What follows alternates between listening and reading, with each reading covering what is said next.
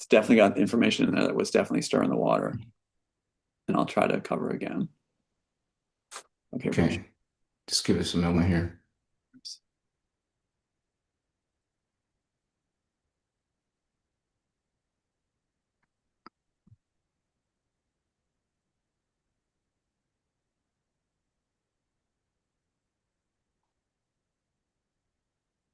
I knew tonight would be big. It was going to be something. It was going to be big. It's going to be good. I can feel it all around. Energy is like so strong. I can hear you fine. I guess what we All right, what we talk could do is talk a start little with bit, Tom. So, revising. Okay, wait, it's echoing now. Now it's doing double feeds. well, that was my speaker. Oh, no worries. Okay, so yeah, checking in. 1, 2, check, check, test at the levels I'll be speaking at right now, and we'll see how the feed goes. So that's basically it. Someone said hi, Tom. Let me see. I'm just waiting for one confirmation. They can hear us. Okay. I'm excited tonight because that's just we got all our ducks right here. Yes, can see both now. Yes. Well done. See when you're the smart move there. When you reset, it's hard to link in again. So it was a good move. So somebody's All scrambling. right, you guys. Excuse me. I think someone is messing with us, you guys. The information's been public for a few weeks. We are talking about controversial stuff. So here I am again. This is Zonahazi with Christos Avatar TV. Welcome all of you to this part two of our interview with Tom. And we might as well just redo what you just said. I got it recorded in case it's Yeah, do it already. as a backup. I would suggest do it as a backup there for people to see and So they'll show why it was yeah. interrupted. So So let us know who you are, Tom, and talk about how you're connect this to the Matrix film. okay, well basically writer, performer, award-winning, to throw that in since the other side is so set on tramping down. So yes, won awards for the work and a father. So I have one last son alive through all this. I wrote the piece to try to bring the world together, to lift the ceiling on what's possible, creative wise. I was told that everything's been done under the sun, but I just kept getting a flow of ideas, downloads coming through. So I put it into art, which is this piece right here. And we were discussing earlier about how the agencies, Michael Jaco is just on his show down in Florida about a week ago. And he is a CIA operative and Navy SEAL, former Navy SEALs. And he was saying there's departments at the CIA, there's a department in charge of film. And basically, you have this may be part of what upset the other side on this one and all the interruptions came from, is that they're in charge of vetting screenplays, basically the studio's work.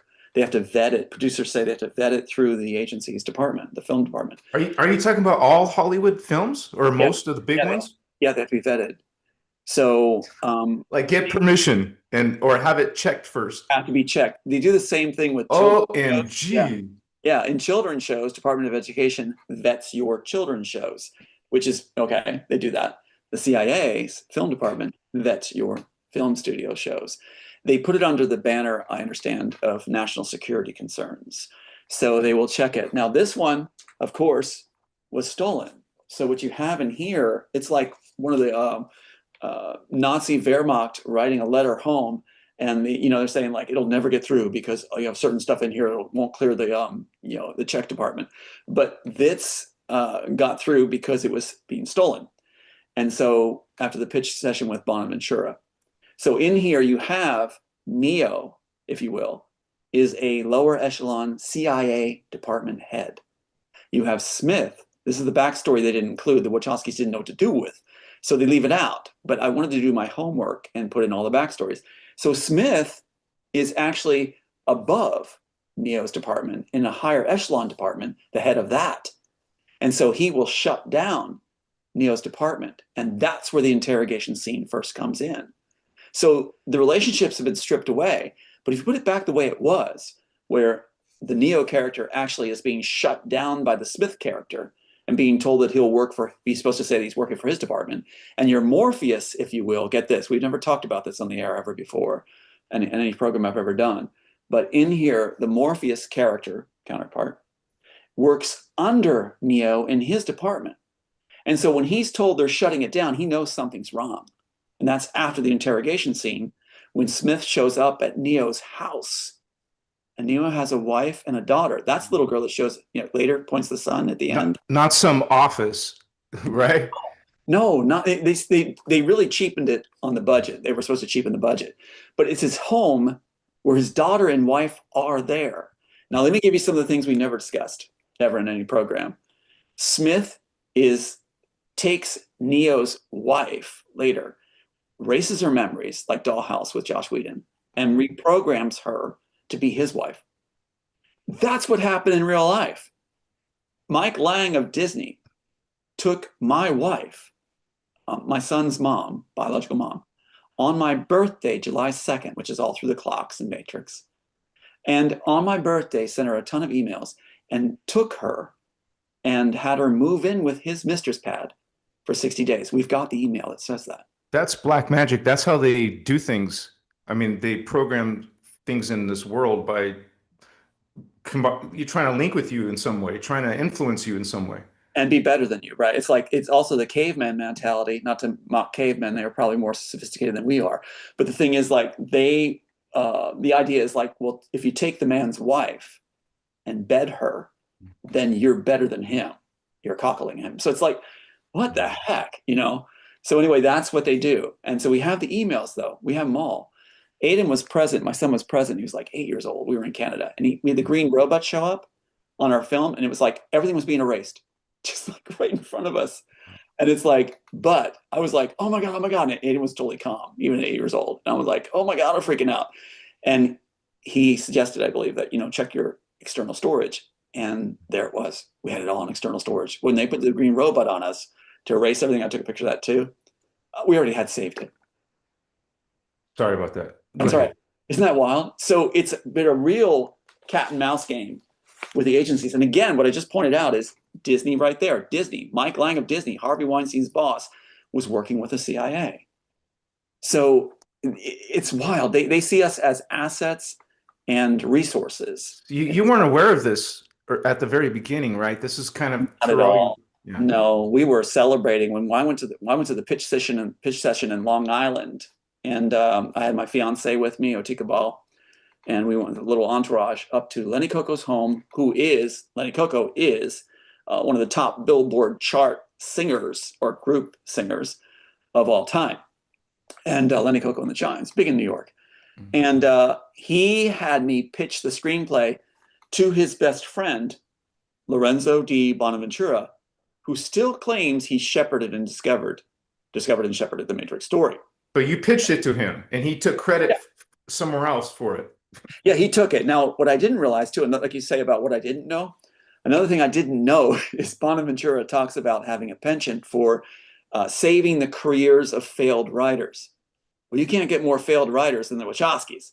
Yeah. All they had was Plastic Man and Carnivore. So it's really wild. I didn't know it. I didn't know what was going on. I was just like, oh my God, this is huge. And he's like, telling you, you're going to make this. We're going to make this. You're going to be, we got this. And we were all celebrating. We actually went out and saw Les Mis on Broadway and celebrated after the pitch session. And there's so many Easter eggs involved in all this. Like, it's like one of the ones was he asked me if there was anything else I had. And I don't know if I mentioned this on your program, but I said, yeah, I have the Dream movie. I may have mentioned it. And it's like, well, what's a dream movie? And I'm like, well, dream movie is about these convicts that are experimented on. And I walked him through it, Mm-hmm. And what's wild is he taped the pitch session, gave it to the Wachowskis, right? They still didn't get it. They flunked at everything they did. Painting contract, you name it. So what they did was they blended. They wanted to use up all the story, as Joel Silver said. So they blended the dream movie where the Neo counterpart character can fly to escape danger in his dream and everything. They mixed it with the Immortals.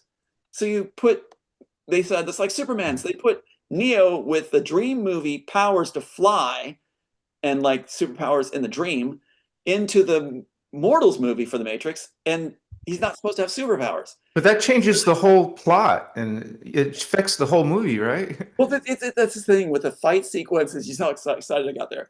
The fight sequences make no sense anymore. There's no stakes. If we know that Neo has superpowers, and they even push it with the phone booths, like the Superman thing, that's where it comes from, because they mixed it in with the Dream movie. The phone booths weren't in the Dream movie, but they thought, Superman, we like Superman, so they put phone booths in, which is so stupid. Yeah. Just bug the phone booth. The thing is, if you give him Superman powers, then we as an audience know that all he has to do is click it on, and you're going to win. Doesn't matter how many Smiths pile on. Sound familiar? He's going to blow them up, just blow them away. So it was just ridiculous. And when did those superpowers kick in the Matrix trilogy? Did he have to believe it himself first, or how'd they justify that? Really, it doesn't make any sense to give him Superman powers. But keep in mind, when he's in the Matrix, it's sort of like a dream, right? So he can have Superman powers in the dream. So they're blurring everything. But no, even in the dreams or in the program, Neo does not have Superman powers. He survives because the architect has a rule. And that's illustrated at the interrogation scene, first scene I wrote, first scene I shot. In the original work, he doesn't have superpowers. The architect has put a blank stop on Smith taking out Neo. Why? Why is Smith not allowed to take out Neo? He wants to. He wants to. But he's only till he gets the green light can he do it. And the architect's going to set him up. But so the Wachowskis didn't know what to do with that. But back to the original piece. Only when the architect says yes. So why? Because the architect needs his mind stimulated. He's in a program where he's immortal, and he has the agent stirring up trouble on free people outside the program. That's in our work. And that stimulates the agent's mind. The architect's mind, but only for so long. He's going to be immortal. So like the 1,000-Year Reich thing. So what he needs is to have the power of worship in the end. Untainted people of Zion are at Zion for the architect's purpose. He knows where they are. To bring him out with the oracle at the right time. So all humanity will worship him as the second coming of Christ, looking like it. See, that's what's so cool, I think, is that it's all balanced ahead of time. Now, they made the architect, and it's maybe hard to keep up with here, but the architect and the oracle babbling at the final sequence of the trilogy, I think it was, where they're just babbling about a tentative peace or truce. That's not a good ending. And the little girl's just like, yeah, do you make that? Uh-huh. Yeah, right. Doesn't make any sense. But if you go back to the way it was in the original, Neo is watching the identical figures facing off that look like Christ. The real one shows up. And they even kept the scene where they have Neo getting pummeled and his palms are dripping blood and he slowly looks up. Well, that's from the Immortals, except it's Christ getting shot by the architect's son and looking slowly up when it's only his palms bleed. So they kept that scene, but they don't make any sense when you put Neo in the role. Yeah. Then they thought by putting a gold cross on Neo's chest, it would justify. Now, there's a lot of layers here, but that's what you do when you unravel a story.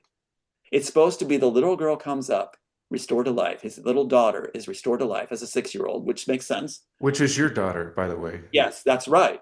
Okay. Her name in the screenplay is Brittany, and they changed the Sati, moving the letters around, right? So he's supposed to come up, and they replaced Neo with the Oracle. That doesn't make any sense. The Oracle didn't seem to care about anybody. In our work, the Oracle doesn't really seem to care about anybody either, because he, a man, a white male, is the Oracle. Sorry, it wasn't a racial card. It was just that's the way it was written, modeling after myself so I could flesh it out. And if I was a different ethnic group, I'd make it that. Doesn't matter, just to flesh it out. So literally. So what happens is he is watching the Christ figures face off into the crater, the pulse wave coming out, renews the earth green, and the little girl's renewed from the train station. Well, that's the Immortals. Mm-hmm. And keep in mind, the Wachowskis said, we're going to keep the same ending. They said, everybody wants us to blow it up. Everybody wanted us to blow it up on set, including Joel Silver. They said, we're keeping the same ending.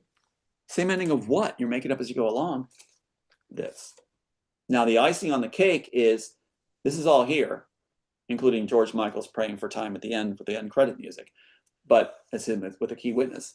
But the thing is, it's all here. And that's where they're making it up on set. Everybody on set knows that. So watch in the future when all these different people on set will feel safe to come forward, just like Michael Jacob was surmising that, the film department, the CIA, is feeling that guys were waiting for the right time. They weren't bad, a lot of these guys. They were just waiting for the right time. now's the right time. And what shows up in our home? And just stay with me. We're riding the train fast here. All the screenplays that were stolen from my work by the Planet attorneys shows up in my bedroom 2 days before Easter. And they're all the ones that are signed and dated pre-1996. That's what the attorneys were trying to get rid of with their Planet attorneys. So someone's on your side, Tom. Somebody deep state is on our They side. snuck in your house, put these back into your possession. Right in the bedroom. Yep, right in the bed. So what you're seeing is, I think I agree with Michael Jaco that, because he's been in the agencies. I mean, he's an amazing guy. Navy SEALs, everything. He knows how the inner workings go, and he would know what the mentalities are, and who's good, who's not. But that restoration of the materials tells me that I think we outlasted them. And when you got the Wachowskis and Keanu Reeves and Joel Silver is supposed to be the most hated man in Hollywood, and all these slimy people like Sophia Stewart, who's claiming when she doesn't have any proof at all, I think they got tired of it. I think the agencies got tired of defending these people and said, why don't we just go with the guys that actually did it? Why don't we go with the guys that actually have the proof? And let's make our own legacies secure and do the good thing and be the good guys. What's really cool about this is, in the original script, I hold it up because Sophia can't stand when I do this. In the original script, yeah, here it is, gold sealed everything. The agents, in the end, switch sides and help Neo. Oh. It's in here because they're being purged by the architect. They're not needed anymore by the architect because he's going to use the pure power of worship. All the untainted people being brought out by an ambiguous oracle, they kept it the same, ambiguous, is brought out to see the architect come back as Christ, but the Christ real one shows up. But that's what's so wild, is the agents aren't needed anymore. They're using the pure power of untainted people from Zion at that point. That was the architect's plan in the end. So his mind wouldn't lack stimulation. If you're being worshipped by everybody who's left on the world, you're going to be stimulated forever. Basically, your mind will always be engaged and have something to keep it motivated or activated. So yeah, I want to ask you, in your script, this is all being ruled by AI, and the architect is a program like they did in the movie? No. Okay. That's so, see, that was Joel Silver screwed that up. Oh, okay. And I do say screwed it up because he was at the pitch session, or not pitch session. The suits of Warner Brothers came forward and said, we know we have something cool, but we don't understand it. Can you explain it? They couldn't explain it on Hasi. They couldn't explain it. So they leave the room all upset. Joel Silver tries to explain it and says this. He says, it's robots in the program. And here's what's wild, is the suit, this one suit guy, I think his name is Bob, is like, what do you mean robots in a program? Robots in a program? It's like, yeah, it's robots in a program. Well, Joel Silver got an education during the Throne case when all my materials were being shown that was ridiculous. That it's robot-like agents because the stakes are higher. If you die in the program, it has more weight and more meaning and more at stake than if you're a robot. My engine broke down. You can still be repaired. If you're a person and you're not allowed to show feeling, and that room of monitors is monitoring your life signs and vital signs, if you show too much feeling, you're terminated. I would say the stakes are higher. So what happened with Joel Silver is, as soon as the case was thrown, he had Disney holding on to Oblivion. Remember Mike Lang, who had the honeypot wife in charge? Yeah. They give it to Joel Silver. The only one to give it to is Joel Silver, Oblivion. And in Oblivion, Joel Silver has robot-like agents. Yeah. See? So we got it right. So Matrix was a mistake. And now what's happening, the way they rendered it, but they didn't render it really well, but everything was so new and innovative from the original work that they were lifting that it carried over. So anyway, what happens is now they're talking about doing Matrix 5 and doing it right, doing it over without the Wachowskis writing it. That's pretty telling, isn't it? Because if they're the original writers and we're so set on being the original writers, let me point out something. The Wachowskis were replaced, before they were given Matrix, they were replaced as writers on Assassins, their first piece. And they were so mad at Warner Brothers. That's why Joel Silver stepped in and said he was going to give them the science project, which Wachowski said they wanted to be given, right? And it is Teresa Wayne at the story department at Warner Brothers that says that in '94, Joel Silver is the one that submitted my work, Immortals, Matrix, to the story department. Wachowskis weren't even in the picture then. Yeah.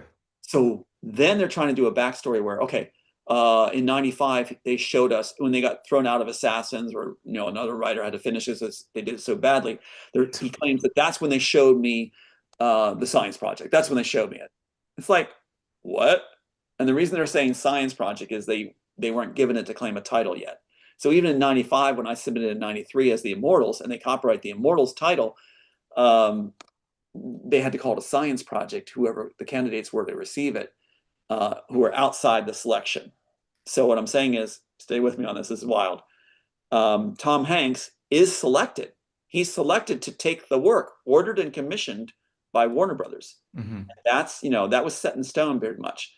But Joel Silver got in there and said, look, I bought it with my spec money. He stole it with his spec money, he claims.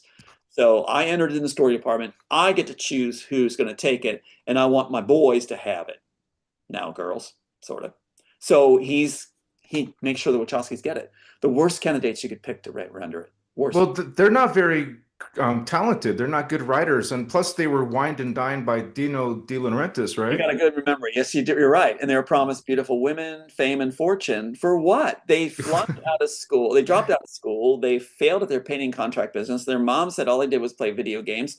And they had Carnivore and Plastic Man, which was, Plastic Man's about a guy who uses the toilet and poops That out. sounds like B-rated movies, man. That's what they claim their Bible was. You're good. Their Bible, they claimed, was that book that said, how to make $1 million in Hollywood without losing a dime. To make B movies, low budget, low quality, and then you're guaranteed a profit off the returns because you're not putting much out. That's who they gave my piece to? Yeah. Yeah. If Tom Hanks had done it, it's an interesting thought. I never had looked at it this way. What if Tom Hanks had done it with a team of writers? They probably would have done a pretty good job stealing my work. Yeah, a better job. A better job, yeah. But you got to have the original writer to do it. Back to the CIA. The film department of the CIA, like Michael Chayko said, or surmised this is a possibility.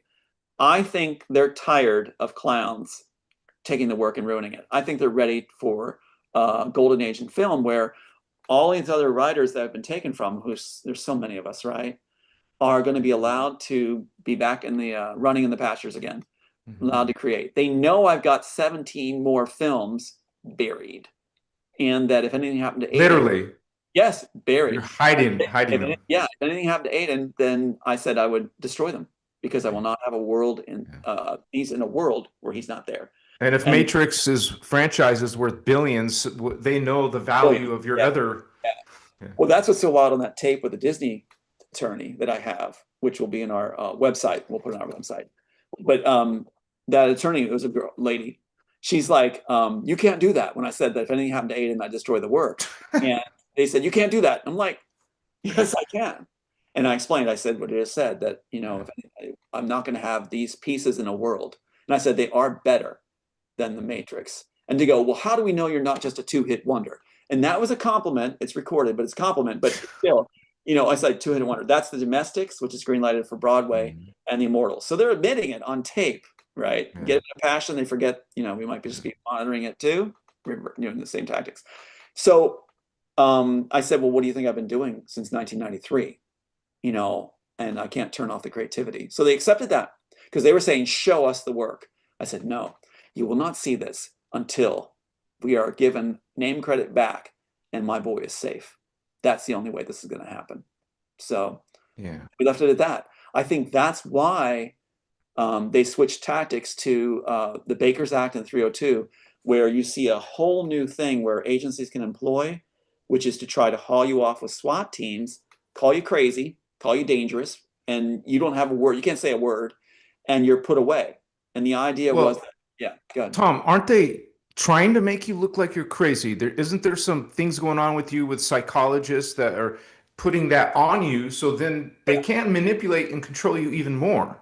Goes right back to Pat Robertson's organization. Pat Robertson hired a psychiatrist to claim, said he had a letter of instruction to say, okay, if you will claim that Tom can be called in layman's terms, which is just insane, crazy, dangerous with a gun, schizophrenic, narcissistic. I mean, just a shopping list, right? And so what he's doing is trying to justify slander with lay people. So anybody, even as janitors, could say Tom's crazy, he's dangerous to others, and get away with it. Because the authorities said so. But yeah, in layman, you could say it in layman's terms. Yeah. Isn't that crazy? It's just they're insane. I mean, it's brilliant, but it's really diabolical. Well, it makes for a great story, I'll tell you that much, because that's what the Hollywood attorneys are saying is like just across the board. All these different Hollywood attorneys were saying the real life story is bigger than the Matrix itself. And they said, the attorney said they put me in my own film. And they're right. The real life story is amazing. And my particular hero in that story is my son, my last surviving son. I mean, he's seen me break down. I mean, the pressure and everything, the loss of the other boys and what happened with the daughter and everything else. I mean, he's seen me just like pound my head in horror, not knowing what to do. And he's always held in there. He's held in there. So what they do is try to agitate you, try to scare you. And that's why that Disney call, if you go back to the Disney call, they said, when I said, like, why are these cars pulling up in front? And the police won't do anything about it. And they said, it's to let you know we can get to your last surviving son anytime we want. I was like, wow, you just made a huge threat. So the smartest thing I could do was not show them the work. And they know also, it just occurred to me, that work will surface at some time. And it'll show that we are legitimate, and it'll be better than the Matrix. Did you ever plan on, like, when you looked at your Mortal script, did you think it's unfinished? And did you ever plan a part 2 or part 3? Great question, Anasi. When I finished it, I felt it was just right. I meticulously groomed that piece. Yeah. And if you took one part out, it would unravel. It had to be, it was so tight. So when the Wachowskis did what they did, which they told the suits, from what I'm told, that they would use a visual storyboard and the original work, and they'll make it up on set as they go along, and that way they can lift all the cool images into the visual storyboard, and they'll just chop them back in as they make it up as they go along, filling in what they're familiar with. It doesn't work, especially when you come to the ending. But in mine, it was tight. Could it be a sequel? Absolutely. And I have been working on the sequel because I do know we're going to make the film. And then I want to do part 2, because part 2 is going to blow minds. It blows my mind as it comes through. And if I'm getting the downloads on this, and I've been writing it along with the other, when the others are already done, this is good. Can you give a teaser, maybe? A couple hints that don't ruin it? I can tell you one thing. Yes, let me tell you this. Okay. Back to the Dream movie. I actually took the lead of my own piece and said, okay, what if you mixed the Dream movie with the Immortals properly? And that's what happened. And it became a whole story of corporate intrigue and everything else that no one can figure out who's the good guys or the bad guys. It's all, we are just people trying to swim in life and trying to make it through. And the best way to do it is to help each other along the way. And that's what you learn in this piece also. Your villains become some of the good guys. It is such a mix. Forget Joel Silver sitting at the table with the suits at Warner Brothers. Yeah. He'll crap his pants. He won't be able to handle it. His mind will explode. These people can't write. They can't imagine. They need you and people like you to actually produce the killer. Back to the agencies. Back to the agencies. The agencies have figured that out, I believe. Now, that's not all the departments in the agencies. I won't go so far as to say now that there's inner fighting. I'm just saying that there's brave men and women that are actually helping. And kudos to whoever they were that broke into my house, not to steal stuff, but to restore stuff. Because these pieces are incredible. Like this one right here. If you look at the screenplay right here, all the others have a cover page, right? Like this, here's the cover page. Like on this one right here. This is a piece from Greg Mazer that was stolen from my home by the attorney. So see the cover page, the Immortals, Tom Althouse, Tom Summers, whatever, and his writing on there. Okay, so here is cover page. Another one that was restored was this one, and you're going to see again. Make this clear. The cover page. Let me turn that right. I'm trying to hold the other one at the same time. So there's the cover page. See the cover page? Always the first is the cover page. Now, the one that shows up with it, this one, has no cover page. Why? Because this one The cover page was ripped off by Tony Rankin of Maui, who's classmates with lead attorneys Linda Burrow of Warner Brothers, the transgender firm. And the cover page ended up in the bottom of my son's art box. Again, he was like 8 years old. And before my depositions, because we had no discovery from them, they weren't going to let us have discovery. They're on tape saying, we're not going to give you any discovery. It's a moot point because we have no working drafts. That's on tape. Now, Aiden comes to me with a cover page, this cover page, and the poor man's patent. It had been shoved down his art box, and his stuff was wrinkled and torn at the bottom. He had found it. Like, there must have been angels. He found it and brought it to me. He's like, Daddy, I think this is yours. And what a sweetheart. So he brings me the stuff, and it was just a cover page. Now, the reason the cover page was there, I think, to taunt, and I was supposed to find it much, much later, not have a super intelligent son that's going to find it right away. So there's what's after the cover page is an entry. Remember, they don't want anything before 1996 because the Wachowskis don't put Matrix title down until they're given the work to steal, and then they claim Matrix, inverting the Mortals title. Now, let me read what the entry says. Read and commented on by Tricia Fike, October 7, 1995. This is huge in her own handwriting. I have not seen her since 1995. And what's interesting is there's her own handwriting signature. That's why this was stolen. Her commentaries are all through here. And what's amazing is this shows up 2 days before Easter this year. Wow. Wow. Wow. So we know this was stolen property. Also, what just occurred to me too today, I want to share this with you, and I'll see it in your audience, is they didn't destroy the work. Now, in Mike Lang's article, when he runs for the hills, when we first are coming forward, he resigns along with Joel Silver from Warner Brothers after a 25-year relationship with Warner Brothers. At the same time, Mike Lang resigns from Miramax Films, which is the library of material. They call it the library, where they have all these scripts that they don't own that they want to seek legal rights to own. And it was Mike Lang's responsibility as the executive in charge of acquisition of intellectual property. They kept him in a New Jersey warehouse. So this lends credence to that very claim in the article that these things were preserved. So this probably came from New Jersey warehouse. So isn't that wild? I mean, you can't get more mafia than that. So it's like, geez, yeah. Anyway, so all these things are being preserved. That's pretty amazing. And being restored. So again, kudos to the men and women that did this. I think there probably is infighting, or maybe someone pissed off the CIA, or they're having their own little, or there's some differences. pretty incredible, colorful debates going on. Yeah. With some furniture finding that they're going airborne.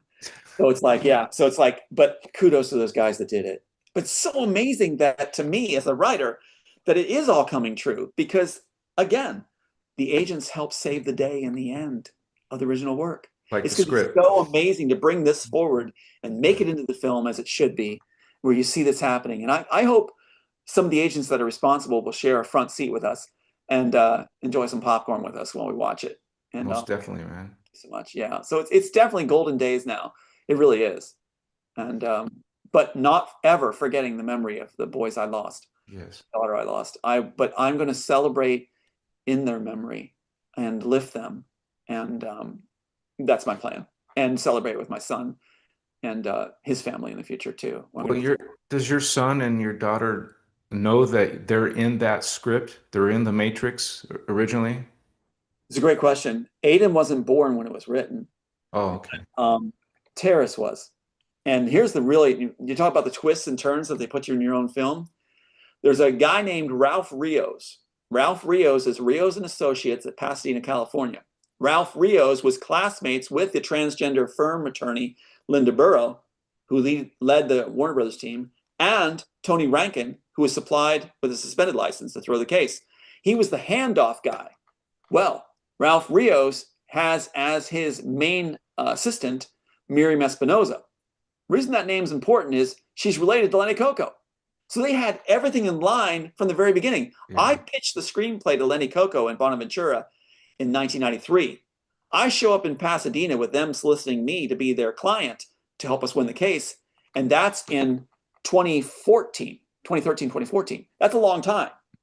And passage of time. They had it all set up. And I was solicited to their firm. Now, here's the other part.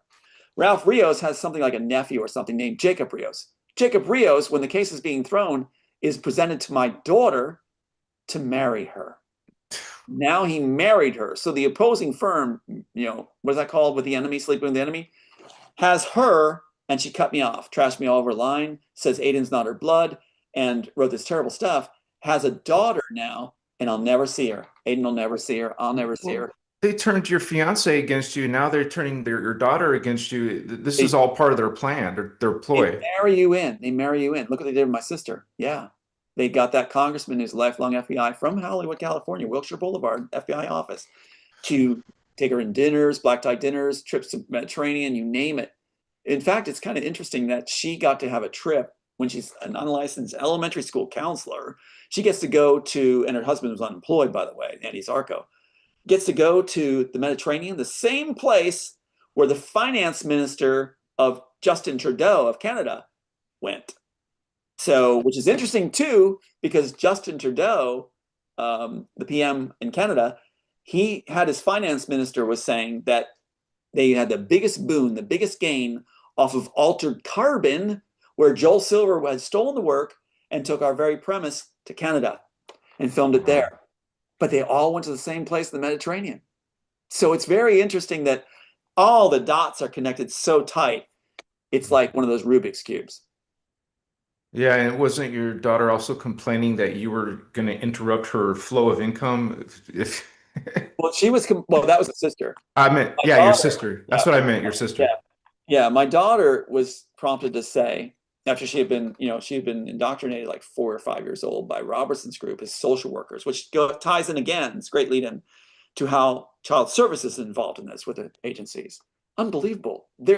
Child services should be disbanded. They're working for the agencies, the bad ones, to destroy targeted individuals by taking their children away. And we've got an amazing document I can show you in a moment. And this is what they were doing to you, though, right? Big time. We have right here, I sent it to you too. This is a release form from a clinician that had given me I went to her to protect me from 302s, this Caitlin Farrell. And she did 12 sessions. We have all the receipts and everything, and said, yeah, she said, it's an honor to have met you. I'll stand by you. I can't be bought. It's amazing what you've done. You clear bill of health. This diagnosis will protect you from ever being hauled off or anything. So that was huge. And I want to show you that real quick right here.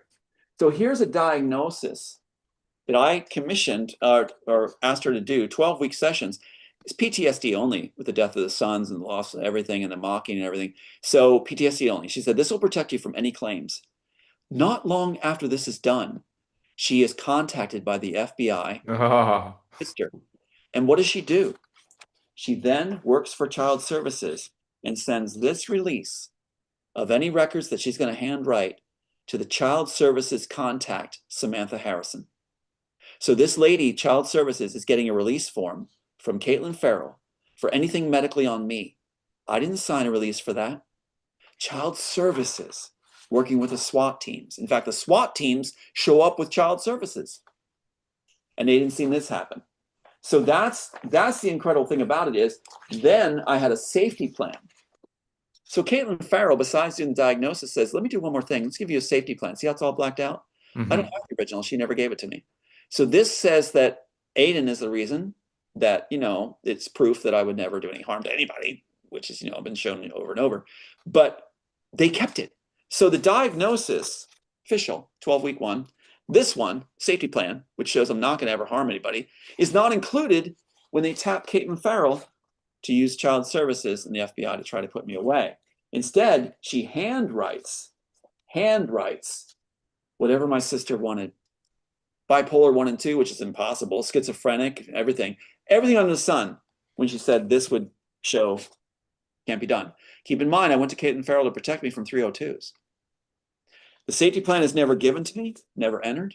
They blacked out Aiden's name because they wanted to say that I was going to kill Aiden. It's insane how far they go.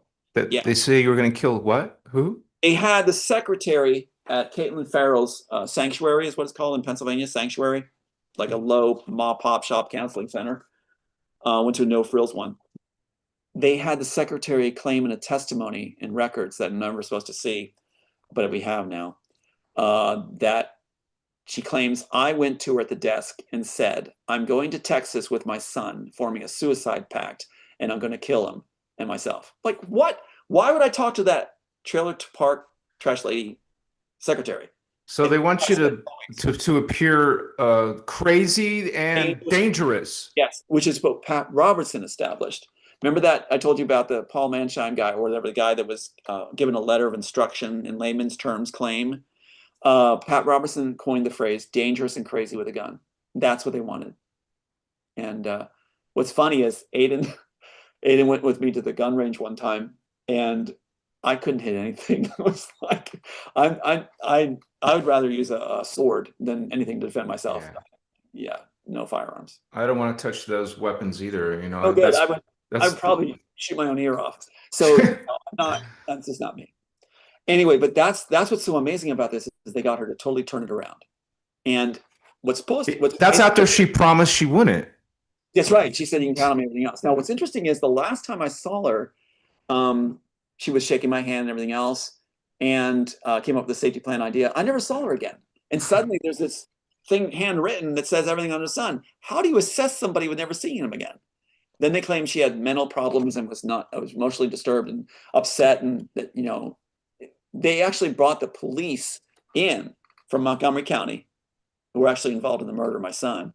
The police, Montgomery County police, are not good. They were brought in to Sanctuary when my mom and I went in together to see if there's any bill coverage that needs to be done. So we go in innocently, you know, joking and laughing. Next thing, the police are showing up saying we're criminally trespassing. Another tactic. That's how bad it gets when the money is worth that high. Yeah. Screenplay, what they're bragging, just to let alone just base value, 2.1 billion. So, and the influence that goes with it. Now that's where the CIA comes in again. Here's the catch. The CIA was concerned about, you know, national security, I guess is what they'll claim, but influence. Who has influence, and are they going to be using their influence for what they would want being used for, or counter to what they want it being used for in our country? So that's why they spin again, dangerous, you know, anti-social, whatever.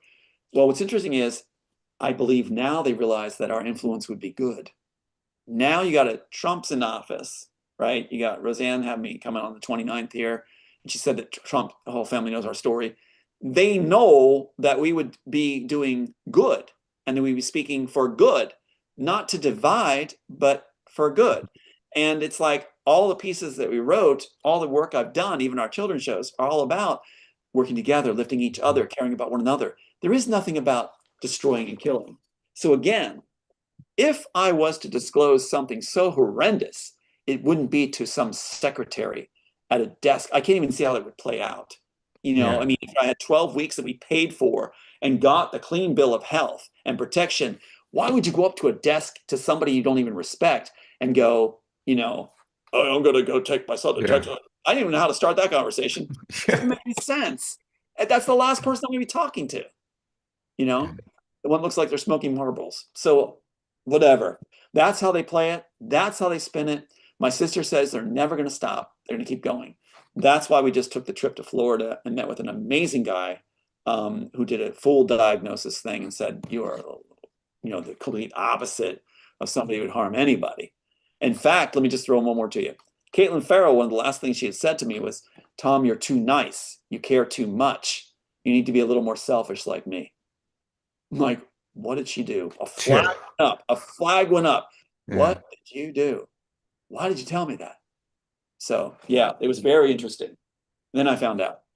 Yeah. Well, I'm just thinking, I'm sure some people are thinking, why didn't they just want to use you to begin with instead of stealing it? And why? Because you didn't go along with what their agendas with the film, or? A very good question. Compare me with the Wachowskis.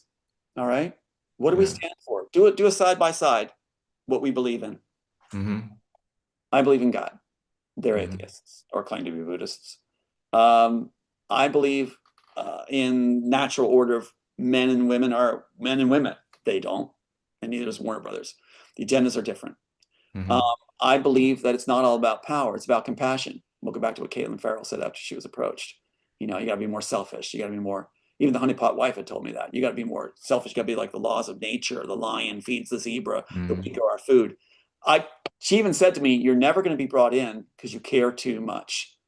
Well, So Tom, they couldn't change you, Tom. They couldn't change your real nature. They tried. They've been trying, but you are who you are. right, and it becomes a lesson for them, doesn't it?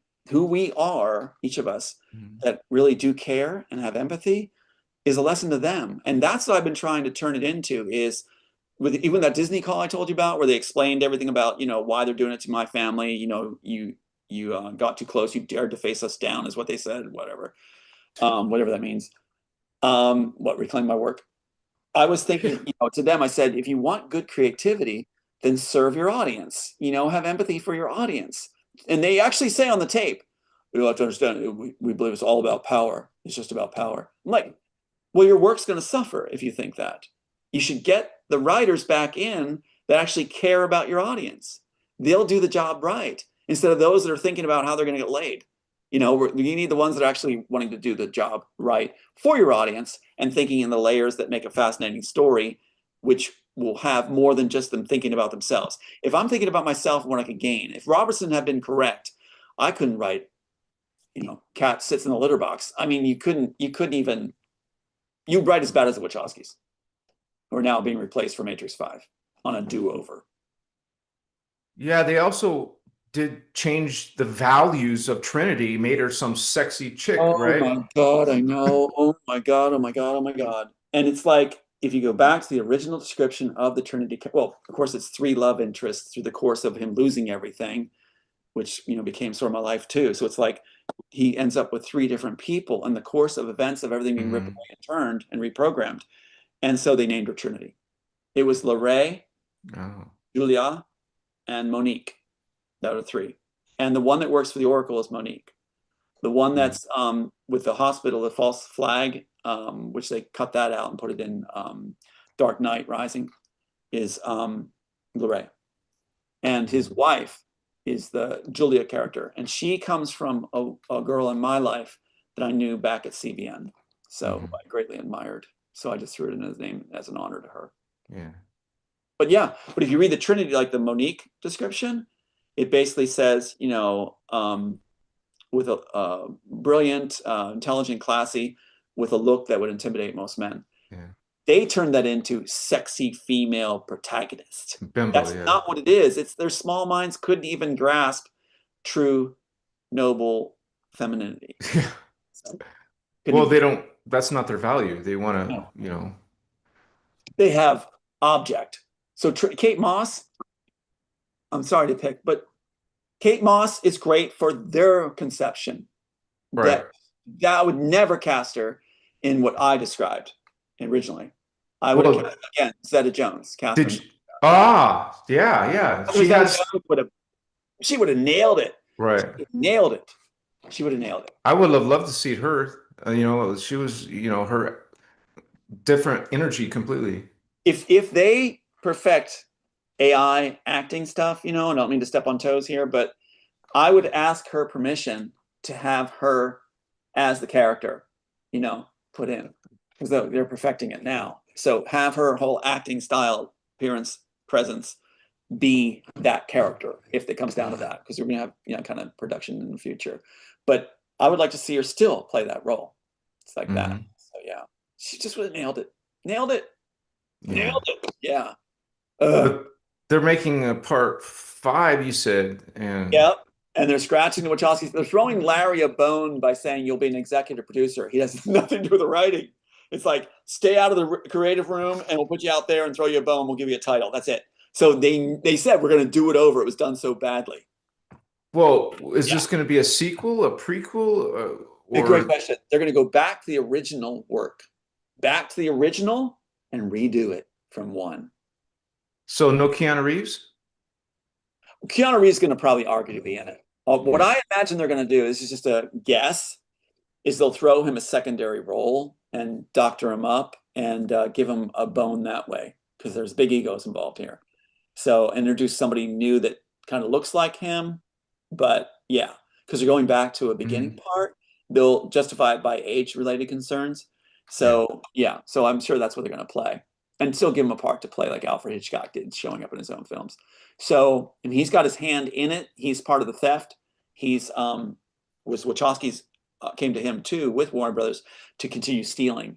They never the second and third parts. They never thought that it would take off. They actually mocked it on set, and that's why they stuck all my personal information in it. So, which is just I don't think in the future it's going to be a problem for people to grasp, high school birthday, fiance's birthday. I mean, that's just I want it to be a mantra. It's just, come on.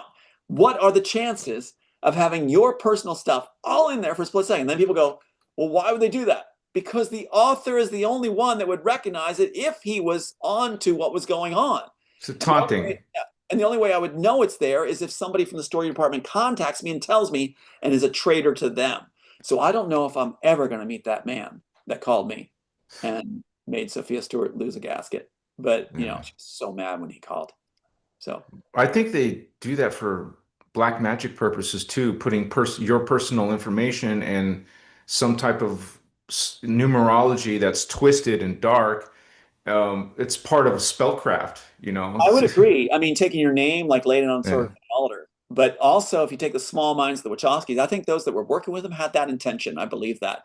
The guy who contacted me for the Wachowskis part of it, they're small minds. They are small minds. I'm not picking, they just are. And it's like, they really butchered it. But the thing is, I was told they were mocking the author because they thought I'd never see it. So they're going to mock by putting this stuff right there. And Well, plus remember, Neo's got his mouth shut, so they're shutting your mouth up. the Mummy. That's like the Mummy. Same graphics from the Mummy. And it's like in my interrogation scene, you don't have that going on. Yeah. It is the threat to his family and such, and the bugging device that causes him to be quiet. You don't need the mummy face. Yeah. So, but that's what they threw in because they overblown everything. Like that, just overblown everything. Like the big bug thing that goes in his abdomen. Yeah. No, it's just it's like a tiny pin-like mole thing that goes the precursor to the neural link, goes right in the back of the neck, and he winces when it goes in because it hurts. That's what he's bugged with, not some creepy crawler. You can see how their minds are making everything overblown, everything, which carried over to Elysium. When the case was thrown, they gave Warner Brothers Elysium to do it. Yeah. And they have the big box in the guy's back of the neck that shows what he's thinking. No. Overdoing everything. But then again, Blomkamp, or whatever his name is, who did District 9, said, writing for him is like pulling teeth. And the actors weren't shown a script. It was, again, this on set, as the fight choreographer told me, this on set, storyboard in the other. In fact, Matt Damon wasn't shown a script in Inception. Again, no, not shown scripts because it's all stolen work. But that's why there's so many copyright entries for the Immortals and so many different subtitles under it that different studios can take out the work. So they figured that if they divided among all the studios, then it's the den of thieves. Yeah. No one's going to tell because they'll all go down together. And that's exactly what the one judge said when they were throwing our thing. He said, like, he just put all the evidence aside and said, no, I'm not gonna allow this stuff to enter because it would rock too many boats. Yeah, screw justice. That's the powerful people are gonna be. It's like a bad affected. Spock. It's like a bad Spock going, well, the court system, a win here would affect the many. It's like, live long and steal. Okay, yeah. I mean, there's a lot of pieces from other movies that came out of your Immortal script. It's just amazing, especially the back of the head stuff, I'll tell you, the one that really pisses me off as the author and as the creator is the Interstellar one that Christopher Nolan did. Christopher Nolan, he has mocked me, come, go all over the place. Another failed writer. He was brought into Universal Studios. Because it was your daughter, it was representative of your daughter in that, right? Well, yes, it is. And it's the best scene, I thought, was the one, the hospital scene where Neo's brought back, basically, if you will, and Smith is supposed to mentor him. Think how cool that is. He's brought back from cryogenics, the pods, all right, the pods, one by one, in a painful way. He's brought back, and Smith's there. And Smith's supposed to mentor him. The architect is going to have Smith mentor Neo in the Immortal program. Why? Because it stimulates the architect's mind. They didn't grasp that.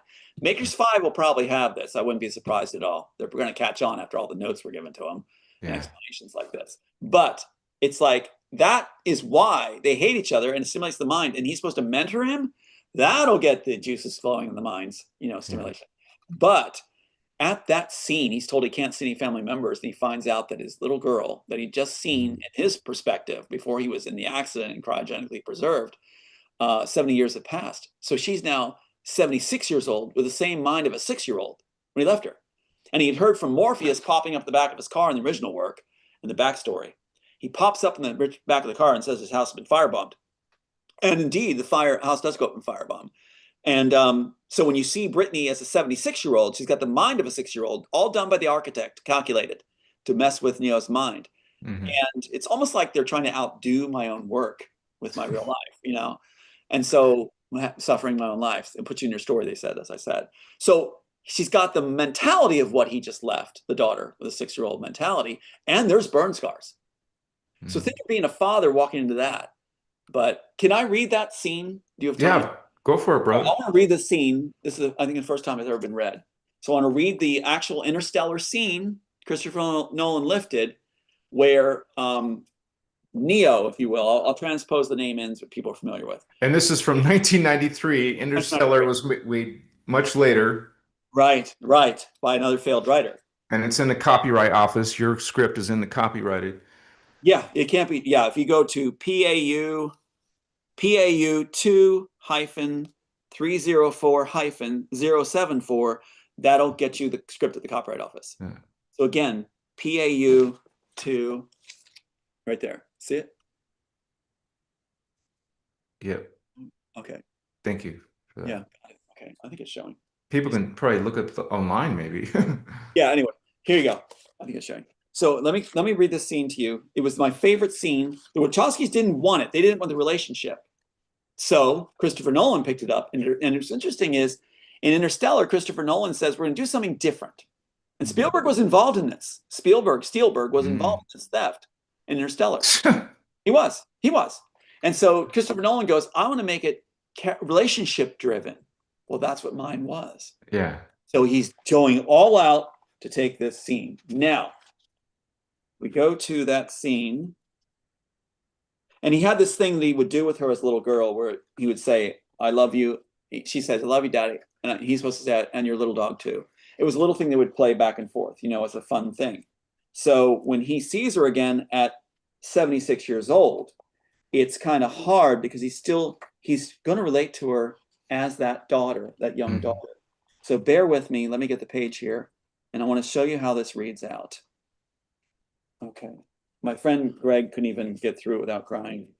But okay.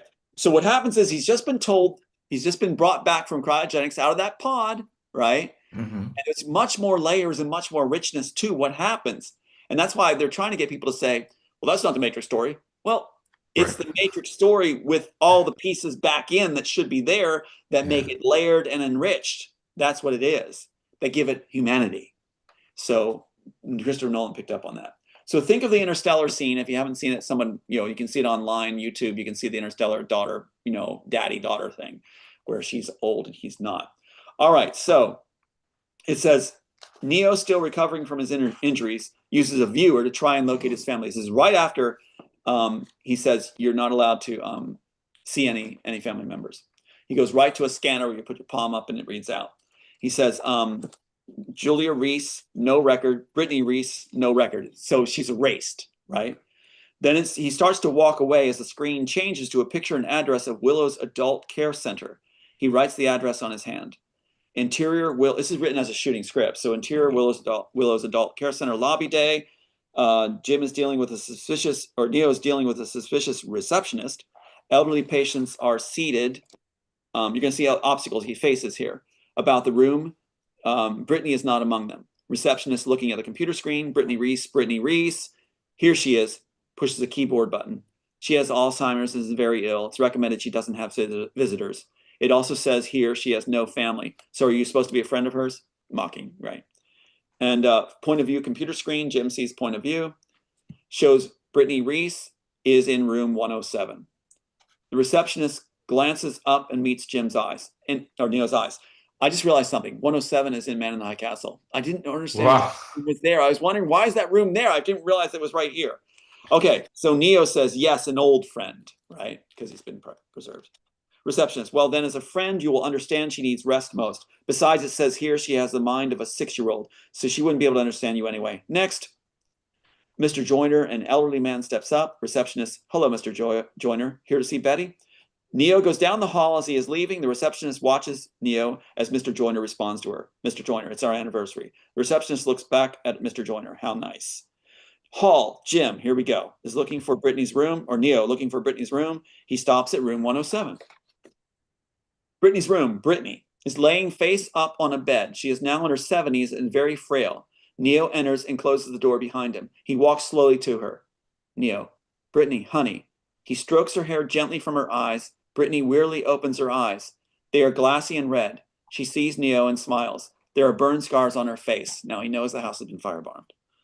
Brittany, Daddy. So a 76-year-old woman is saying, Daddy. Yeah. Neo, I'm here, honey. Brittany, I knew you'd come back. I don't feel so good. Neo sits on her bed and lifts her to him in an embrace. So I'm already starting to get crying. Neo, I know, sweetheart, I know. Brittany, I missed you so much. Neo starts to cry as he rocks her. I'm so sorry, sweetheart. Brittany, I love you. Neo, I love you and your little dog too. So he's still doing that game. Now think again, Interstellar. Christopher Nolan ripping it right off. Yeah. So using up the story, as they say, so no one will come and see it, they think. Brittany starts to cry. Neo strokes her hair, letting her talk. Brittany, Mommy said to go to my room. Then the house got on fire and I got hurt. A man carried me out of the fire. That line right there sets up the satisfying ending. The Wachowskis didn't want that. They took that relationship out so they don't have a satisfying ending, where she says at the end, that's the man that pulled me out of the fire. Next, Brittany, I wanted to tell you so you'd say, it's okay now.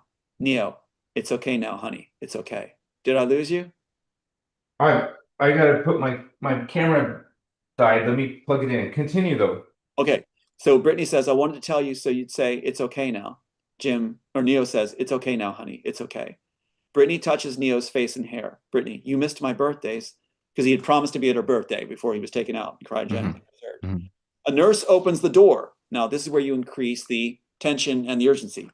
Neo to Brittany, you want a birthday party? Brittany smiles and nods yes slowly as she touches Neo's cheek. Brittany, with you. Nurse irritated. Excuse me. Neo sees the nurse. Neo says, nurse, order me a cake. Like he's playing along for Brittany, vanilla. Neo to the nurse, a vanilla cake. Brittany, with blue icing flowers. Nurse, I want you to leave this room right now. Brittany desperately, no, Daddy, don't leave me alone again. Neo to Brittany, I promise, honey. Nurse, you're confusing her. Brittany crying, I knew you wouldn't forget me, Daddy. Neo, we're going home, Brittany. Nurse calling down the hall, orderly, come here quick, remove this man. Brittany puts her arms around Neo's neck and Neo picks her up. Neo, I'll never leave you again. An orderly enters the room. Orderly, put her down. Neo, get out of my way. Neo runs from the room carrying Brittany and knocking the orderly down. Hall, Jim, dashes down the hall, or Neo dashes down the hall with Brittany, clinging tightly to him as the nurse yells down the hall for help. Nurse, get security. There's a crazy man kidnapping a patient. Brittany, loud to the nurse. He's my daddy. This is a 76-year-old woman.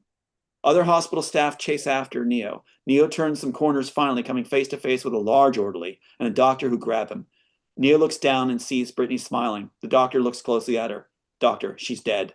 A female administrator, zero emotions, polished, and approaches. Administrator, you are to leave and never come back. To others, all right, it's over. Get back to your stations.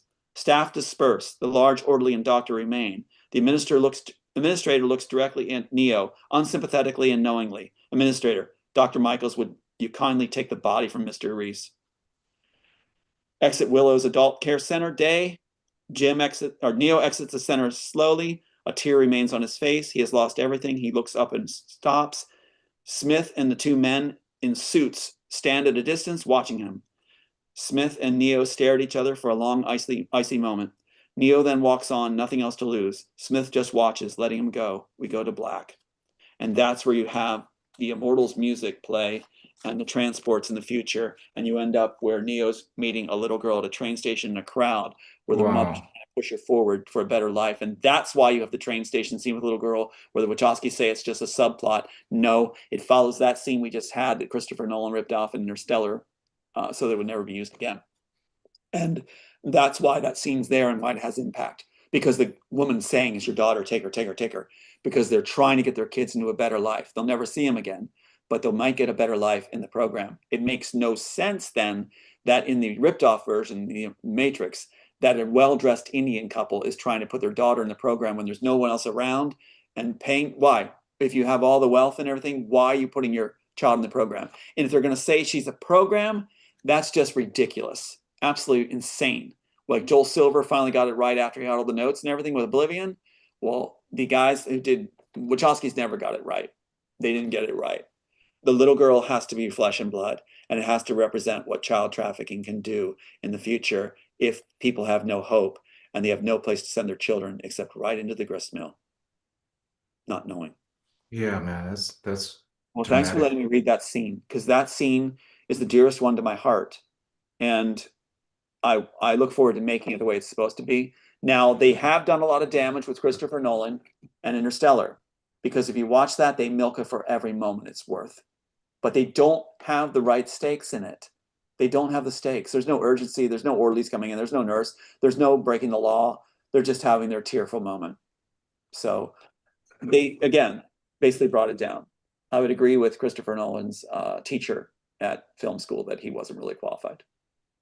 Well, Tom, do you think that you will ever in the future be able to make your own movie version or have it made? I would answer that as I think we're going to be making 18 movies. Whoa! 17 that are buried will be dug up, and we will have also part 2, which I'm very excited about. And I did share some with Roseanne on that one. That's crazy. That's going to change your life. It's going to change all the circumstances and issues. Absolutely. When I shared it with like parts of it with Roseanne, she said, "Okay, we're making this. We're making this." So yeah. But thanks for doing this. I mean, I knew this would be really strong today to be able to share stuff that not really shown before and to read that scene with you. I just felt that that was right. And the interruptions we had were insane today, or tonight. But I'm excited we got through it, and I'm excited people could warn us, your audience could warn us that, when we couldn't be heard and things like that, that we can alleviate those problems and get this done. But thanks. Yeah, I'm sorry my camera is not recharging. I don't know why, but I'm seeing a constant smile on your face here. It's great. So oh, what can you share? Like, can you give us a teaser of the big things happening? You mentioned recently what that yeah, faith. more and more events. There's more and more like the things that are restored as a slam dunk in court. A slam dunk. Wow. We can go to court. We've been notified by legal staff that yes, we have every right to go with all the fraud and everything else that was done. So we can appear in court and finally have a fair venue and reveal all the fraud that was instituted. And that's what the other attorneys are very afraid of. So you'll see a lot of crumbling on the other side. A lot of people ready to flee the ship because there's no stopping us now. And with the inserts finally coming forward, they're going to try to block that. But those inserts are just too damning. It's going to be, in my own high school. I mean, how many high schools are there in the world?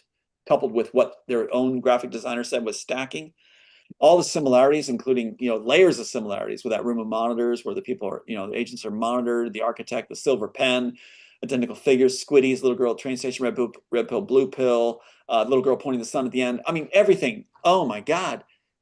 It's over. It's over. It's over. So, Yeah. yeah, slam dunk.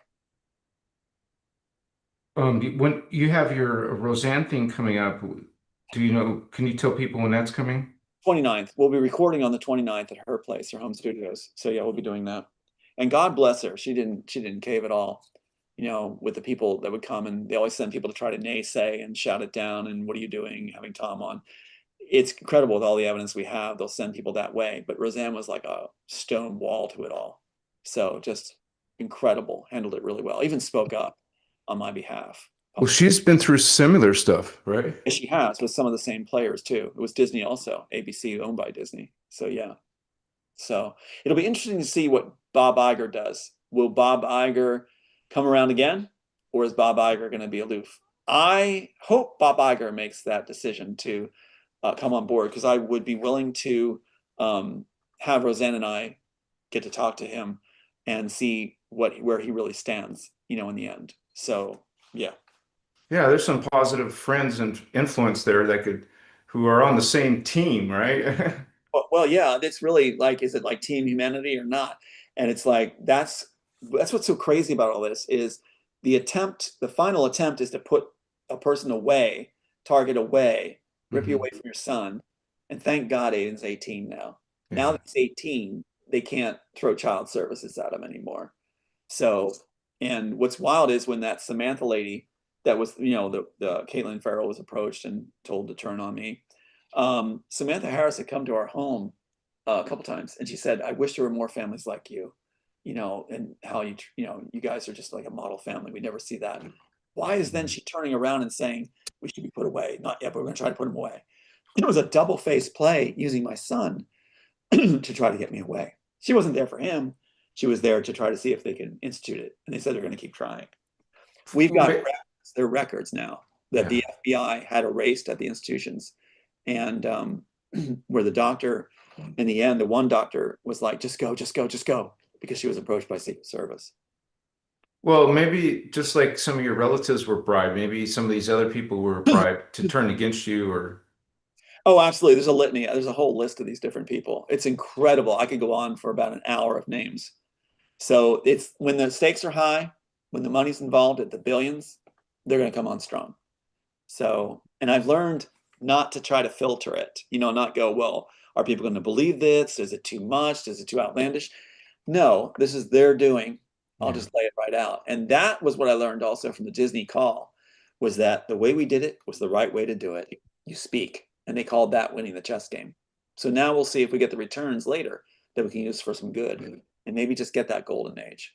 So we'll see what Well, happens. I mean, there was some religious things happening with Patterson, psychological child services, CIA. Man, your life is a movie. So, That's what the attorneys in Hollywood are saying. They're saying it's the greatest film. They're saying the real life story. It's wild. So you're part of that. you should make a documentary, man, about They're Tom working on it. Althouse. They're working on it. They're doing it for me. And it's like, what's Wow. interesting is the paparazzi in Hollywood were saying, this is the greatest story, and that dangerous people are on your side now, and the new Hollywood is forming because of you.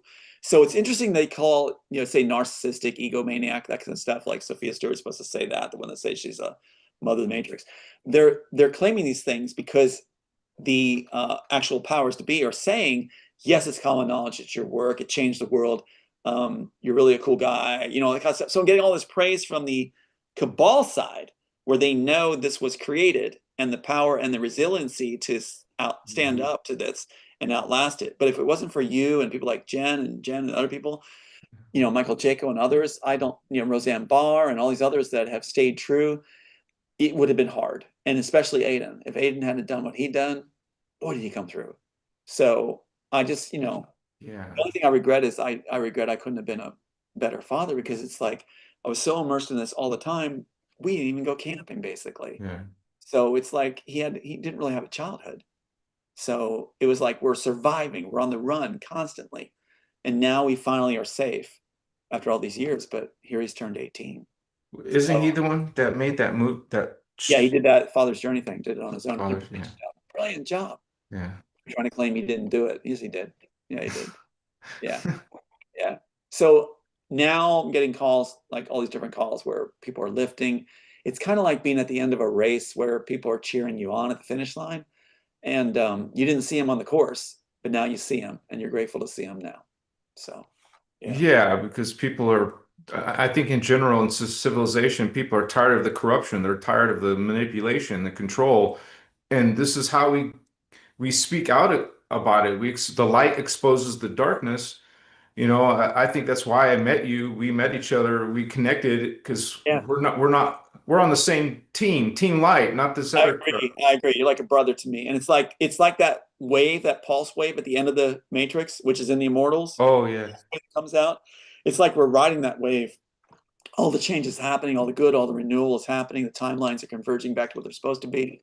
It's all happening now. So everything comes clean in that wash.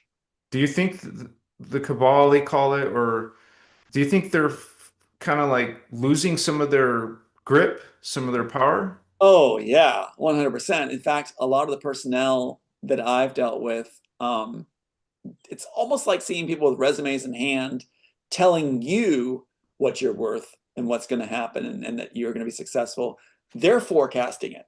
So, Mhm. you know, even their attorneys bragged about, you know, what this particular author is worth. Yeah. But they know it. They know it. It's common knowledge through all the studios the work was taken. Like I said, that Batman stuntman, Quentin went through and asked. Everybody knew they weren't supposed to talk about it. If you tell people they're not supposed to talk about it, they're going to wait at some time when they talk about it. All we're doing is building the momentum or the inertia to release that it's going to happen. So once some other group does, the rest are going to try to cash in because they know that it's going to be like the first ones to do it will be the most notable. Those that hang back and wait longer will be non-entities, and they're very concerned about mattering and being valued, you know, by the public. So it'll be interesting when that unleashes. It's gonna be a run to claim lottery tickets, basically. You know, it'll be a run in the bank. Yeah, because there's just undeniable things in the Matrix movie that point to you, and like the birthday thing and the clock was a big thing. Yeah, and my To name me. across the screen. Yeah, Tom Park, Althouse. Hmm. On And and your birthday and the yeah, clock, right? pocket birthday, exact birthday. I mean, that's when the hands are Yeah. supposed to be 10 after 10. Yeah. It's incredible on Hasi. It's just incredible. I'm just it's been hitting me lately too on a spiritual level where I've been feeling like this is it. We got it. We got it. We got it. The realization is just piling on. And I think those around me can see that I feel it, Mhm. embody it, I know it. We did it. We had to outlast them, those with a greater will. And it was, again, Aiden that said, never give up. He was absolutely right. Even though I had moments where I felt like I was just crashing, Yeah. there. If I'm glad they were never able to take him away, and I hope I can give something back. So I told him, I said, don't be proud of me until I finish this. You know, I got to do my part. You did yours. I got to do mine. So I feel like we're right there. We're doing our part. Well, it's definitely a spiritual journey, brother. I mean, this is part of the awakening is, I mean, it comes, you know, it has to, the truth has to come out. It does come out eventually. Yeah, it does. Especially So, if you keep your evidence intact or if agencies restore your evidence. I like mean, you, yeah. I just occurred to me, I didn't think of this before, but putting it in my bedroom, I yeah, think symbolic. that's smart. I have Yeah. to say that's intelligent. Yeah, I symbolic too. It almost says, I almost feel like we're gonna protect you guys. We're gonna take care of you guys because your most vulnerable spot is where you sleep. Hmm. You sleep. So it's like to have it restored to there almost is to me a statement of protection. You know, Yeah. if you will. Not to stretch it too much, but I just feel like that's kind of what it says to me. So Yeah. yeah. Well, you saw the CIA when you were in Hawaii too, right? Oh yeah, yeah, a lot. They actually courted me. They're the ones that invited me part of the Masons. Wow. You know, you're a performer, you know, you're a award-winning performer, you'll just be doing speeches and hang out with the guys and it's good for business. I'm like, oh, that's what it is. Okay. So I didn't have any idea what was really going on. So they were actually vetting me there to see if I would play ball because they Hmm. said, you know, the one guy said like Lauren Holmberg, the CIA operative, African operative, or I mean, sorry, he worked in Africa mostly. He had said, you know, we're fascinated by your story, and you know, we're going to tell you things that are going to blow your mind, and wanted me to. The reason he was having me tell my story to him, I think, was because the doorknob speech, as they say. The last thing he said to me is just, you know, you're going to have everything, just don't try to make a difference. And that's when I didn't answer the question properly according to his terms, because I said, well, I can't help that. I have to Yeah. try, Yeah. which is echoed in Black Sails. In Black Sails, they say again, the main character was named Thomas, who's put away in a mental institution. And he's actually really a good guy. He's really smart. They said that a person like him can't help it. He has to better the world. And there's nothing he can do to change that. And the only way he can make it is if dangerous people protect him. That's in the Black Sails. And so that's another thing that ties in here. It's kind of like they're saying, let's see this guy through. You know, he's got the heart, he's got the compassion. Now let's see him through. You know, he won't make it on his own. So, because his very nature is too giving, too caring. Pretty wild. That's a counter to the egomaniac thing they kept throwing. Robertson's group tried to throw, which was projection. I've always been this way, where I was told you're too nice. So it's nice to be able to be too nice and be acknowledged for being our own natures, where we wanted to actually better the world. Yeah. And I feel like we're doing that tonight. So in some ways. In your original inspiration of the mortals, you said it was kind of like a supernatural or a psychic, spiritual Oh my God, yeah. thing. With training too. That's where I learned about humility and compassion that I had to have it. And God bless Aiden on that one too, because it's like I was his mom and dad, but it's like, I'm Yeah, all he had for the longest time. And when you have a dad that's like trained in like ultra compassion, ultra empathy, it's like, yeah. that's I think you want a dad that's going to be like, hey, this is the way it is. It's not going to be strong. I was more like, petting kittens, but whatever. Anyway, so Well, do you think you had a similar inspiration with all your other scripts that you've written? absolutely. They all came the same way. It was Wow. like I was watching them on a screen and putting down what I was watching and Like a hearing. download. Absolutely. Absolutely. And it's like when you hear music, and you get all the layers of the music at the same time. So it wasn't cut and pasted together. That Were, were, interrogation were you scene, on mushrooms or? no, nothing, no enhancements at all. That would ruin my creativity. Yeah, yeah. The Wachowskis say they use it and it shows. But the thing is, like, I was like, Altered state? it just came. It just, no, it was Right. more like I was spectating and putting down what I saw and what I felt. I was laughing and crying at the same time as I recorded these things down.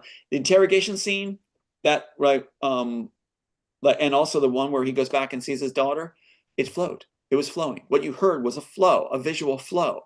And so the language comes out concise, Mhm. very concise clips of dialogue that still convey the emotion. That's the genius and beauty of the written word as a medium, as art. Yeah. It's like if you can do it with concise pieces and still get all that emotion across. Yes, that's the brilliance of writing, Well, which, that's how your mind works in layers, right? yeah, that's why when you interview me, I talk like a visionary writer. I don't talk Yeah. like somebody who's going to chew the fat at a bar. So I Yeah. I talk in layers. I But see. that's where the brilliance comes out. I call it multi-dimensional. I mean, And so that's the funny thing too, is often the other side will say, "You just calm down, calm down." It's like, yeah. oh, I don't want to be like I'm on, what is that, Adderall. I want to be like, vibrant and have those layers of feeling and be dynamic. I don't want to be the dulled down version that so many have. And Whoa. I think we can heal a lot of people if they're freed up to be dynamic instead of labeling it as something off, you know. Well, even at Alien Event, you were being told not to be so emotional. I Yeah. mean, are you kidding me? This is raw. This is people want the real thing, not some packaged superficial. That's our gift. It's our Yeah. gift to feel Yeah. strong feelings and feel multi layers of positive feelings. It's great. I don't want to change that. And I enjoy people that are like that. So yeah, we get a lot conveyed that way, even Mhm. non-verbally, when you embody the vibrancy of Mhm. all positive feelings. So yeah. When you say that some of these other scripts you've made are better than The Matrix, Yes, wow, man, by that's far. exciting. I can't wait to see Yeah. how that come out. Oh, I'm excited too. Are Because they mostly science fiction? mostly, yes, but layers again, layers. Yeah. Like that scene I read you with the nursing home scene where Yeah. the interstellar scene, they took the nurse Yeah. for interstellar. It's like that. It's like that. So concise language, or dialogue, but multiple things going on. When you bring the orderly in and the nurse in to amplify the urgency and the desperation of it, and then the almost comedy, what the daughter's saying is comedic, but it is also pathos that we feel. It's like major feeling where you understand why she's saying it that way, and it's Mhm. not to make someone laugh. It's her perspective and the horror of what she's been through. So you mix all the things together, and that's how you educate your audience to feel vibrantly. So yeah. I mean, this is kind of like your career, but you've lost like 3 decades from this whole fiasco, haven't you? Absolutely. They've never let me out from under the target zone. And that's so that they can run statute of limitations out. And so, say like, well, you sat on your rights. We have not sat on our rights. We've been Mhm. fleeing for our lives. And now we finally have everything established. And now we are sitting on a very secure seat. and are able to orchestrate the other way now. And that's why I think they're falling apart. So no longer can I be pulled away. Well, maybe that's why they know they can't follow through this and completely because It's all going to come back on them. It's all going to come back. It's all coming back. I think that's also why agents are coming along. and why some people are quitting. Like you said, two people quit from Yeah, there's some major people quitting, major players. Yeah, and you see it getting out of Dodge. yeah, we don't have cars pulling up anymore. No more. Yeah. And it's like even the phone interruptions are becoming more limited. There must be one department somewhere that's in charge of disrupting stuff, and I think they're just checking off their list, like we're supposed to do this today, like we Oh have, yeah. tonight. And often they'll throw in some interesting curveballs, like my in-house mic wouldn't or video Yeah. work, and new things to say. I think it's like we are here, and I Yeah. imagine I'll be meeting some of these people later. I But think so too. yeah, yeah. It It's all gotten really interesting too, because sometimes there's conversations on my phone where I'll start to talk to some of these guys on my phone. So interesting. type things across the screen. So it's almost like they're doing their job, but their heart's not in it, and they're communicating with. Again, that's a prelude to they checked off their list that they're supposed to do, but they're also communicating with us. So it's like so their heart's not in it. It's kind of like the end of Nazi Germany, where the different leaders were ready to jump ship, but they still had to put on the guise of working for the Fuhrer. But Right. they're hand over their rocket sciences. Yeah. I want to ask, have you had any type of spiritual experiences besides this?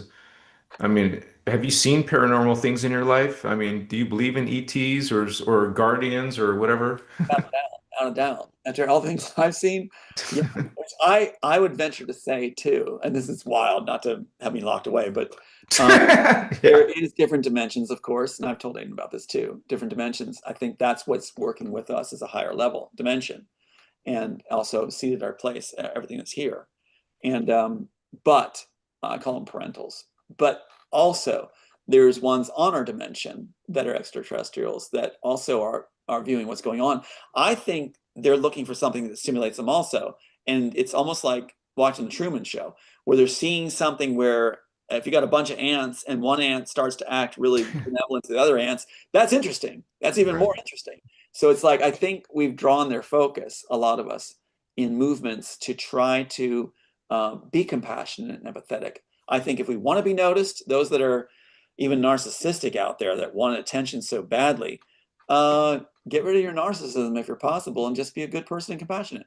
And you'll draw attention if that's what you want. But I'm doing it because I want to make the world a better place with others and meet others like that. And so, yeah. So the empaths are leading the way, even in the arts. Well, you said that you wanted to speak through pictures and Yes. And like music. this Yeah. and music. Yeah. So you have some like instruments, or are you just like writing music, or? Well, it's funny because there's a guy named Alan Grace. And so my Morpheus was named Grace, Alan Grace, Oh, after him. He'd been in the Air Force. He's the one that helped compose the music with me. We did a 4-hand piece and submitted it for that Immortals Transport song that followed the nursing home scene. okay. Just his daughter, and is facing down the Smiths when he walks out. That's the cover shot. So this shot right here comes from the end of the of that scene where he walks out and sees the three guys in his coat staring him down. That's why they used to do the cover shot. Isn't that crazy? So Yeah. but that piece he did with me was huge. It was so perfect for the feeling I wanted to convey, where you have this undertone of darkness, layers again, layers, right? Layer thinking. And then this sound of tranquil floating through, which Spielberg used, and Lucas did too in the later Star Wars things, where it's like you got these floating, almost like dreamlike transports, Mm. moving dreamlike.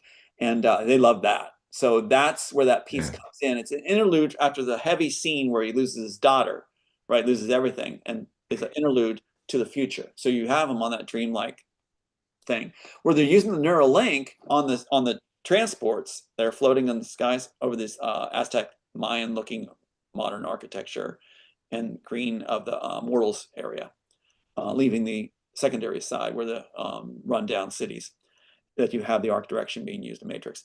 But you can plug in on the flight, into the terminals on the flight, and it's almost like the in-flight movie. And you can pick where you want to be in a virtual reality kind of thing inside the program. And so he picks one that's really tranquil after that, and that music's playing while he's on that dreamlike light. So yeah, I thought it was really cool. So Yeah, you ended up, I guess, wanting to have George Michael write part of the music, or he already did. Praying for Time fits perfectly for the ending. When you have yeah, time, like I said, on the final page here, if you look at it, that's why he was the best witness of the work being done, because George Michael Praying for Time, end credits. there He we go. read the full script, read it all through, all 128 pages, and said, isn't that wild that the trilogy was actually 128-page script being worked off that unraveled, chop shop badly, Phew. just thrown in with fight sequences, sex scenes. Yeah, Anyway, he read it all the way through and said, go ahead and submit it and we'll see where it goes. That's his words. We'll see where it goes. That stays with me.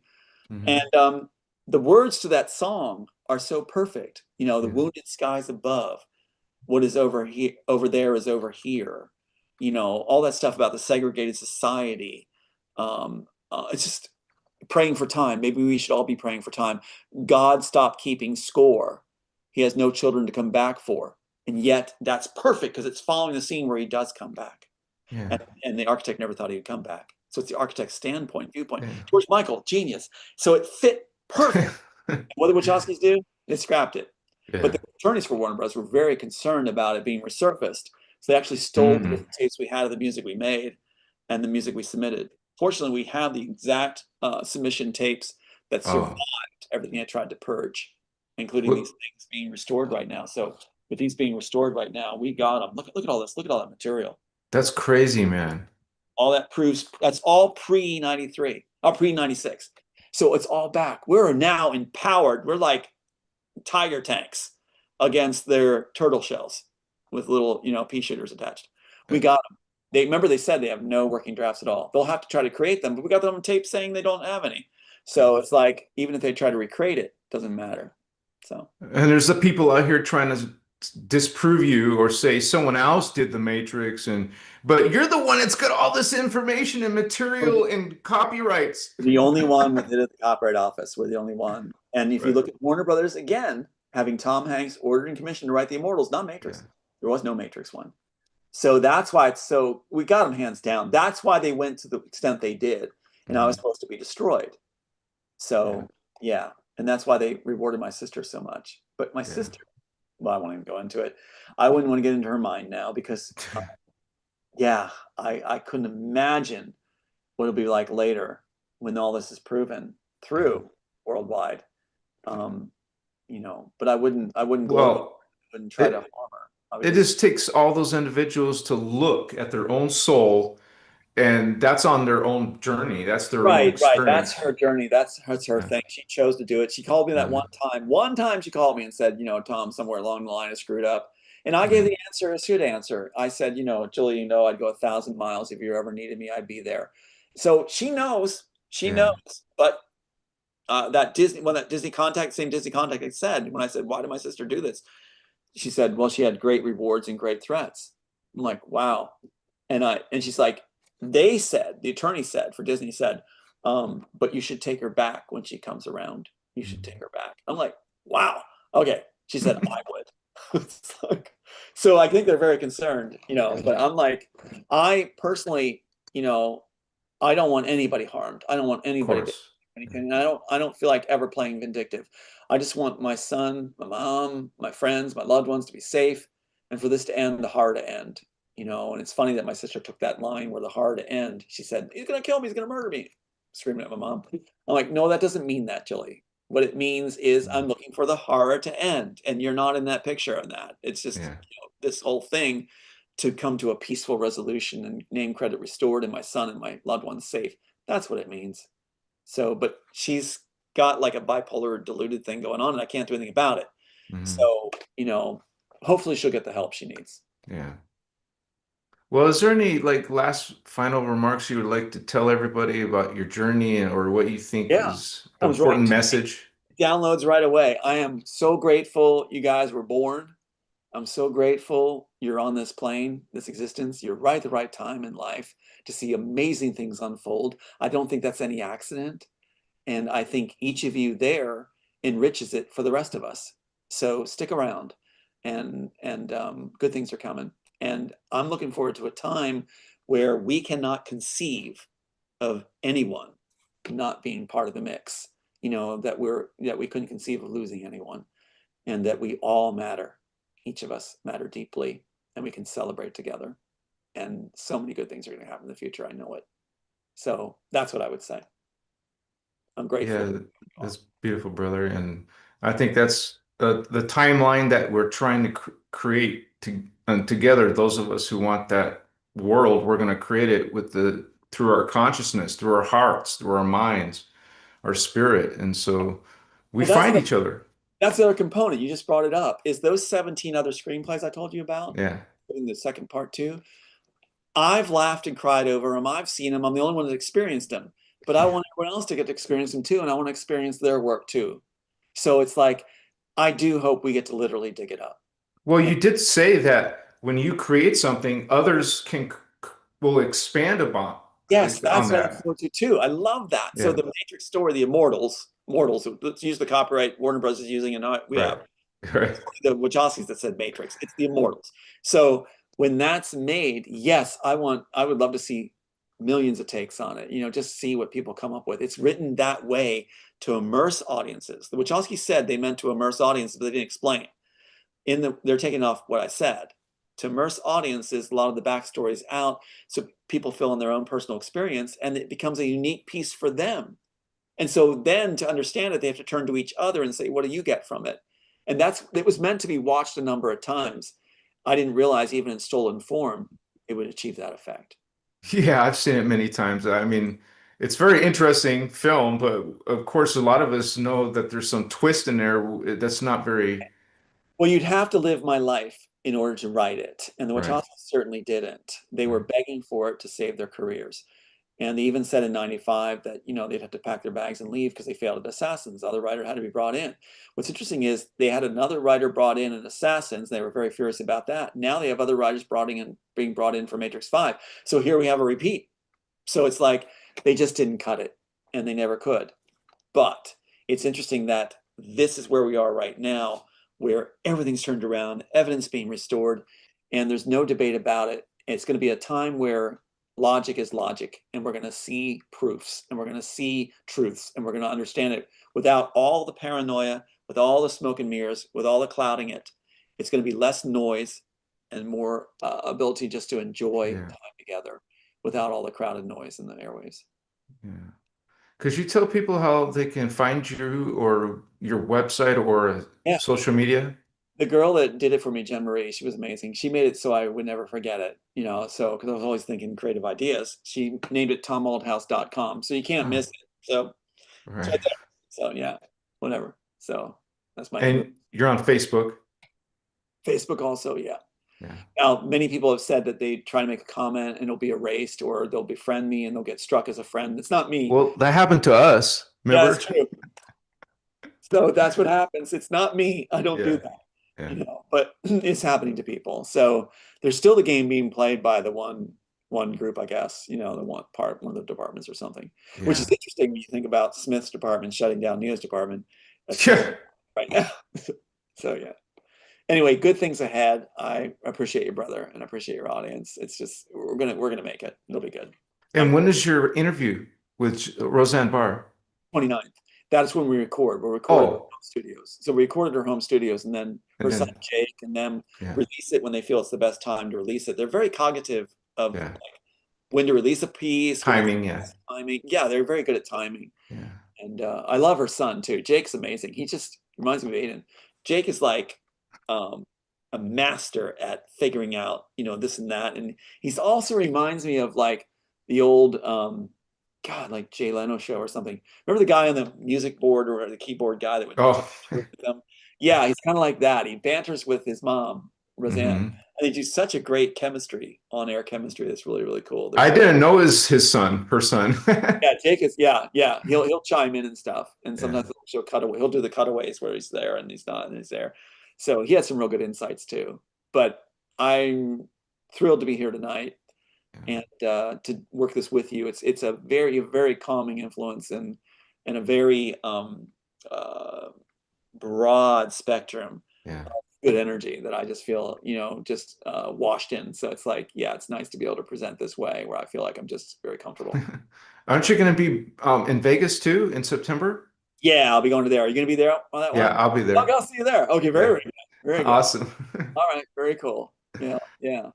So thank you, brother, for coming, and I wish you blessings for this your story to come out. It is coming out. Yeah. I'm glad I was part of that, and we'll be seeing you again, and maybe we'll do a part three. So thank you so much, man, for being here with us.